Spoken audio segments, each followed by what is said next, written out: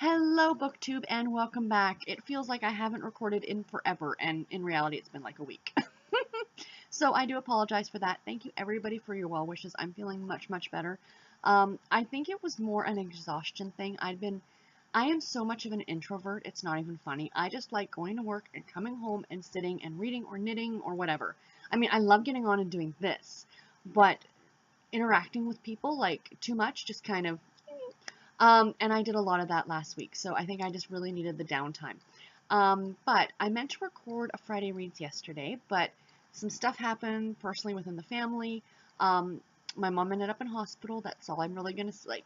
It sounds a lot scarier than it actually is. She had a procedure done Thursday that caused some issues, and she had to go back to the hospital on Friday and have another procedure done.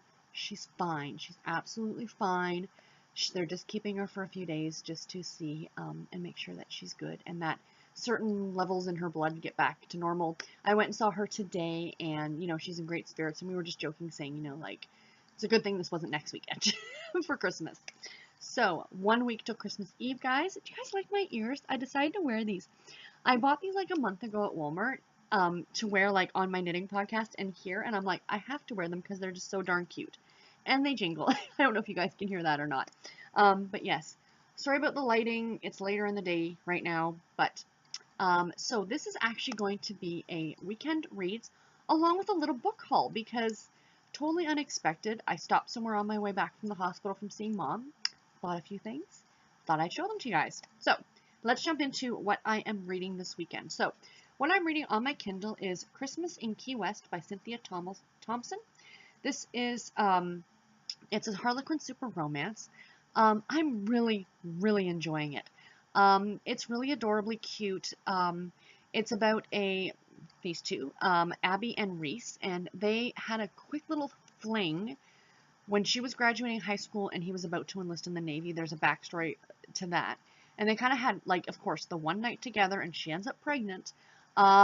And, then all this, she ends up leaving, and there's a whole backstory to it, but it's a really great story.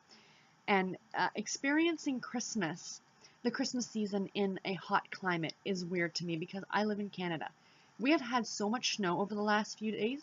Like, it's definitely going to be a white Christmas this year for the first time in, like, years, which is super exciting. But, yeah, I am thoroughly enjoying this book. It's really adorable, and I highly recommend it. What I am listening to currently on my Kindle, and I'm almost done, I've got about an hour left, is Tinsel by Hank Stuever. The Search for America's Christmas Present. I am absolutely loving this, and I'm so bummed that it's almost done. Essentially, he has been following 4 families around for the entire Christmas season, and you learn so much about these families, and this is nonfiction, and I don't want to let them go. Like, I want to know how stuff is going to turn out. I want to know, all this stuff. Now, this was originally written, and it took place in 2006. So this is 10 years ago now. And I would love to, like, contact the author and say, could you do a follow-up, please, on all these families just to see what they're doing now? Because I would love to know. Like a Tinsel Revisited or something 10 years later. I think that would be absolutely awesome. But I am absolutely loving this. The narration by Ray Porter has been fantastic. I mean, I find a lot of narrators, or not a lot, but a good chunk of narrators that I listen to, I oftentimes tend to speed them up because I want to A, get through the book faster, or B, the voice is kind of bothering me. I could sit and listen to him all day long narrate. I absolutely recommend this book. If you love Christmas, I of course will do more of a full review on this at the end of the month for my wrap up. But as it stands right now, unless something totally throws me through for a loop in the last hour, I love this book. Absolutely love it. And right now, I would give it 5 stars for sure. And the other book that I'm currently reading is, sorry, I've got a bunch of stuff on the floor around me, is Nancy Drew and the Hardy Boys Super Mystery, A Crime for Christmas by Carolyn Keene. I am only embarrassingly 50 pages into this. Like, I'm not very far into this at all. I should have been done this well by now. The problem is that nights have been really busy for me, and I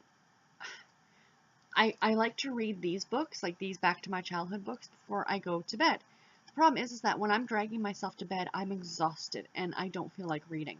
So I think what I need to start doing is, because typically what I like to do before I go to bed, like a half an hour beforehand, is I make a cup of like caffeine-free tea and or a herbal tea, and I like to sit and have a cup of tea. So I should put, and typically I knit, but maybe I'll sit and try and finish a couple chapters of this every night to get it done. It's not a difficult read. It's a lot of fun.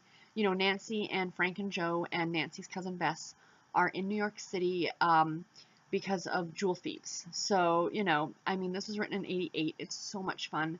It's campy, and I love it. So, speaking of my Back to My Childhood books, that is the little mini book haul I'm going to do for you guys.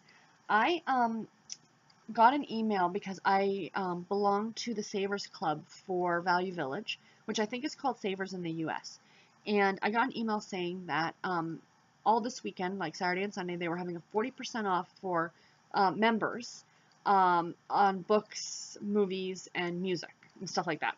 So typically you don't see that very often, so I immediately had to go.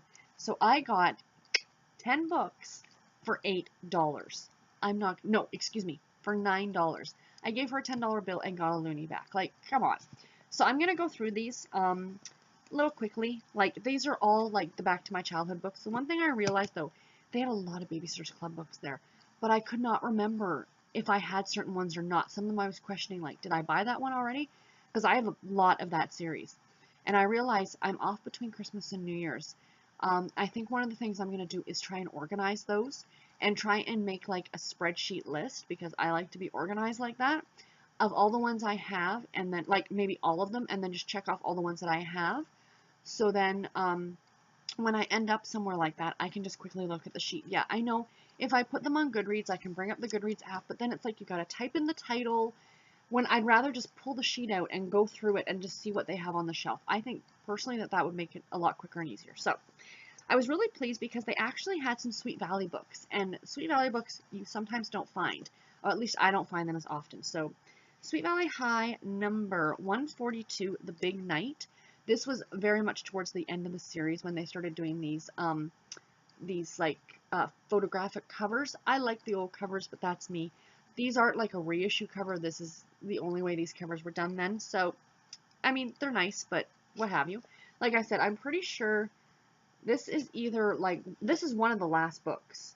Oh, and see, somebody else was keeping track. I love getting used books that you can see, like, somebody else was marking off which ones they had and which ones they didn't. Super cute. I also got a Sweet Valley University, which I've never, ever seen in a used bookstore. And it is Elizabeth Summer Love. It is book number 22. It's part of the Lifeguard series. I really do like the University series. They're really cute. I'm looking forward to reading those ones again. I got a Fear Street book called Night Games by, of course, R.L. Stine. They often have a lot of these in the Babysitter's Club, and they often have a lot of the hardcover Nancy Drew, the original series Nancy Drew. And I've got some of them, but I couldn't remember which ones I had, because I could have picked up some of those too. So, but that's okay. This is enough for this little haul. And I'm just trying to keep certain things together, so just bear with me just a second here. Okay, so I got some Sweet Valley Twins books, and again, they kind of really went weird on these covers towards the end of the series, and I really don't like them, to be honest. So this is book number 101, and it's Twins in Love. The artwork just did nothing for me. I'm sorry, it was so cheesy and bad. Like this one. This is book number 112, If Looks Could Kill. Like, the twins' hair looks yellow. Like, just not, they're not nice. It's like the series just went completely downhill towards the end, and, you know, maybe they should have just ended it sooner. And this one is Sisters at War, and it's number 111. But I am happy I'm getting the books in the series and can read them. So, you know, the cover is the cover, it is what it is, but what have you. I also got Nancy Drew Girl Detective series by Carolyn Keene. This is Seeing Green. It is book number 41 in the series, and this is an eco-mystery trilogy. So I guess they did little trilogies or series within the series, which is kind of fun. Like story arcs, essentially, I guess. So I know they did this for the Case Files as well, and they have also done it in Sweet Valley High, and I think they did it in Sweet Valley University as well. Excuse me, sorry guys. So yeah, so I got that one. I also found a Nancy Drew Case Files book. This is book number 25, Rich and Dangerous. This is really going back to the 1980s. But I just love these. Oh, this is another New York mystery. So I'm reading A Crime for Christmas right now, but here's another one that takes place in New York. So that's a lot of fun. And then, of course, I grabbed a couple Babysitters Club books. I'm sorry, guys, I've got a tickly throat. Starbucks Peppermint Mocha Frappuccino. Yum. Highly recommend. So, the two that I got were number 57, Dawn Saves the Planet. This is probably, Dawn was my favorite character growing up. This was one of the worst Babysitters Club covers ever, in my opinion. They redid it when they reissued the series, and I'd really love to get the newer edition, the newer artwork, and have that. But, you know, for now, I grabbed this one. And the other one I found, and this one made me beyond excited, because this is the first book in the Babysitters Club that I ever read. And this one was bought for me by my dad when he was down on vacation, and he brought me back this one and the next one in the series after this. Did it come after this one? No, before this one, so 24, which was Dawn on the Coast, which I think I might have it, I can't remember, but this one was Marianne and the Search for Tigger. And Dad said the reason he got this for me was because it was about a young girl looking for her cat named Tigger. And I had cats growing up, and I love my cats, and, you know, I still love cats. But yeah, so this was, I so remember getting this book and being so excited about it. This was my first foray into the Babysitters Club. I think I read this one and Dawn on the Coast, and then I went and got, like, the first 4, and then I started the series from there. So I picked up this series relatively early. It was only 25 books in when I started reading it, but this was a thrill for me to be able to grab.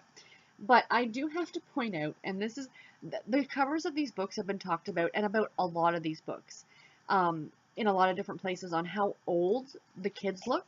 Like, Marianne is supposed to be 13. Does she not look like a stay-at-home mom? She just looks so much older than 13, but it is what it is.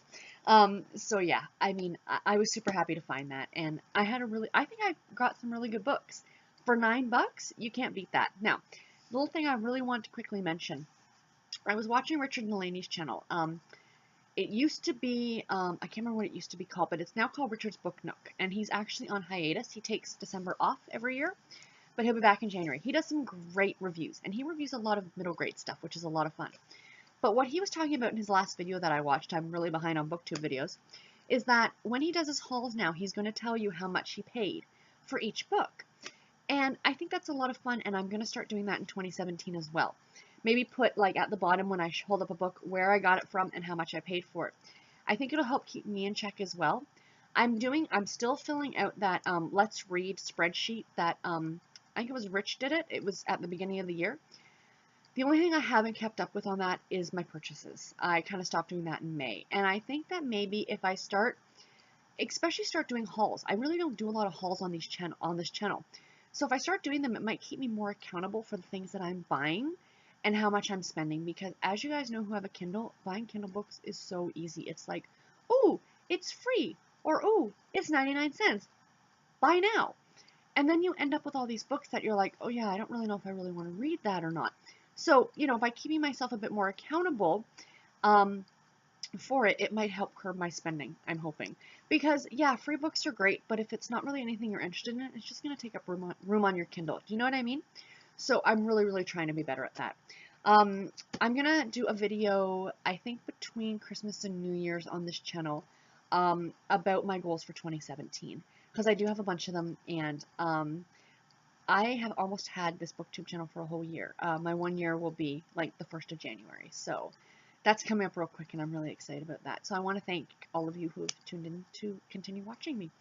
So anyway, guys, that's it for this video. I do have a couple videos planned for this week coming. I alluded to one last weekend where I'm going to talk about a read-along that I am hosting in the new year.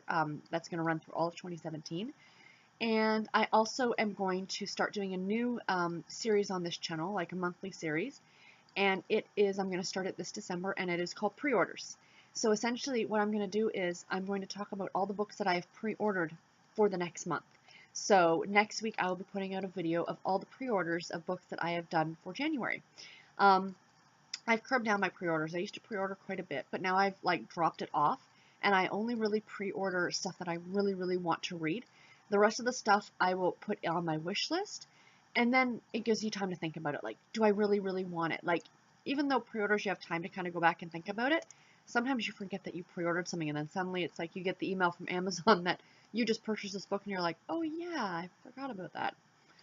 So that's my game plan anyway. So those videos are coming up next week. I do plan on doing a Friday Reads next Friday. And yeah, so I hope you guys have enjoyed this.